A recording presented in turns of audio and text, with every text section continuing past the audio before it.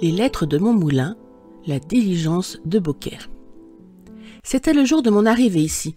J'avais pris la diligence de Beaucaire, une bonne vieille patache qui n'a pas grand chemin à faire avant d'être rendue chez elle, mais qui flâne tout le long de la route pour avoir l'air, le soir, d'arriver de très loin.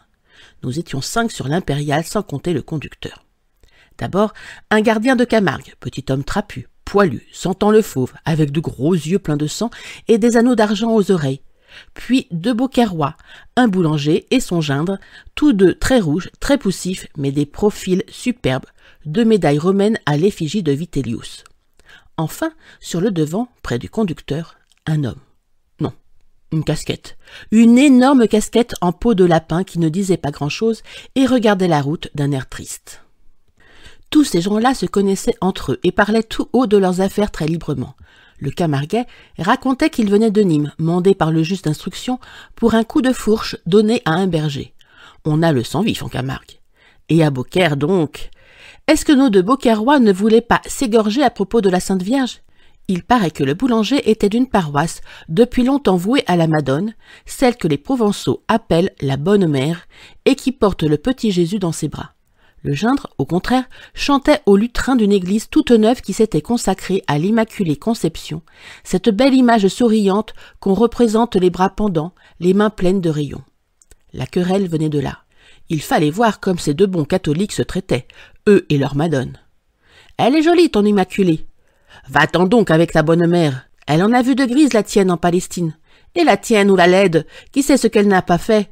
Demande plutôt à Saint-Joseph. » Pour se croire sur le port de Naples, il ne manquait plus que de voir luire les couteaux, et ma foi, je crois bien que ce beau tournoi théologique se serait terminé par là si le conducteur n'était pas intervenu. « Laissez-nous donc tranquilles avec vos madones, dit-il en riant au Beaucairois. Tout ça, c'est des histoires de femmes, les hommes ne doivent pas s'en mêler. » Là-dessus, il fit claquer son fouet d'un petit air sceptique qui rangea tout le monde de son avis.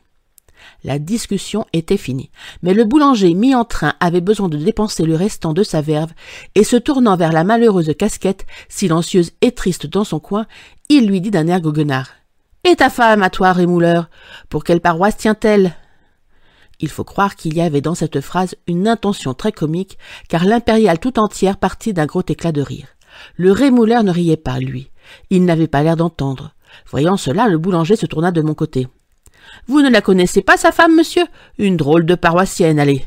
Il n'y en a pas 2 comme elle dans Beaucaire. » Les rires redoublèrent. Le rémouleur ne bougea pas. Il se contenta de dire tout bas, sans lever la tête. « Tais-toi, boulanger. » Mais ce diable de boulanger n'avait pas envie de se taire, et il reprit de plus belle. « Viédase! Le camarade n'est pas à plaindre d'avoir une femme comme celle-là. Pas moyen de s'ennuyer un moment avec elle. Pensez donc, une belle qui s'est fait enlever tous les 6 mois, elle a toujours quelque chose à vous raconter quand elle revient. C'est égal, c'est un drôle de petit ménage. Figurez-vous, monsieur, qu'il n'était pas marié depuis 1 an.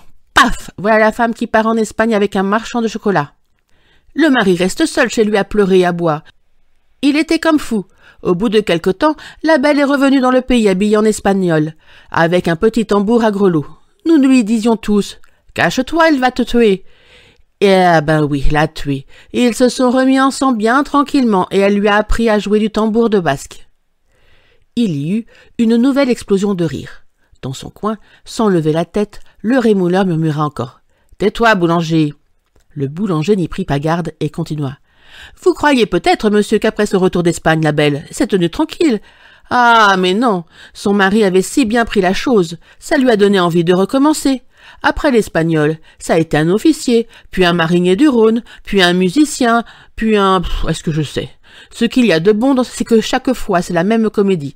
La femme part, le mari pleure, elle revient, il se console. Et toujours, on la lui enlève, et toujours, il la reprend. Croyez-vous qu'il a de la patience, ce mari-là? Il faut dire aussi qu'elle est crânement jolie, la petite rémouleuse. Un vrai morceau de cardinal. Vive, mignonne, bien roulée. Avec ça, une peau blanche et des yeux couleur de noisette qui regardent toujours les hommes en riant. Ma foi, mon Parisien, si vous repassez jamais par Beaucaire. « Oh, tais-toi, boulanger, je t'en prie !» fit encore une fois le pauvre rémouleur avec une expression de voix déchirante. À ce moment, la diligence s'arrêta. Nous étions au mât des Anglores.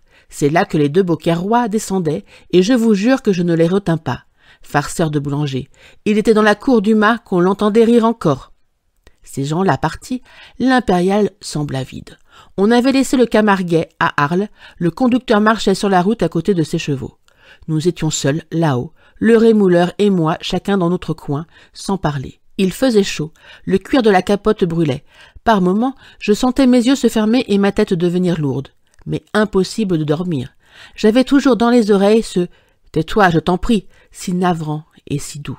Ni lui non plus, le pauvre homme, il ne dormait pas.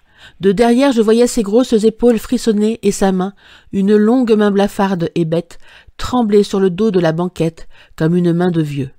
Il pleurait. « Vous voilà chez vous, Parisien !» me cria tout à coup le conducteur, et du bout de son fouet, il me montrait ma colline verte avec le moulin piqué dessus comme un gros papillon.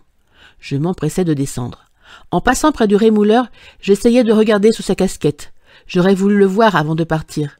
Comme s'il avait compris ma pensée, le malheureux leva brusquement la tête, et plantant son regard dans le mien, « Regardez-moi bien, l'ami, » me dit-il d'une voix sourde, « et si un de ces jours vous apprenez qu'il y a eu un malheur à Beaucaire, vous pourrez dire que vous connaissez celui qui a fait le coup. » C'était une figure éteinte et triste, avec de petits yeux fanés. Il y avait des larmes dans ses yeux, mais dans cette voix, il y avait de la haine. La haine, c'est la colère des faibles. Si j'étais la rémouleuse, je me méfierais.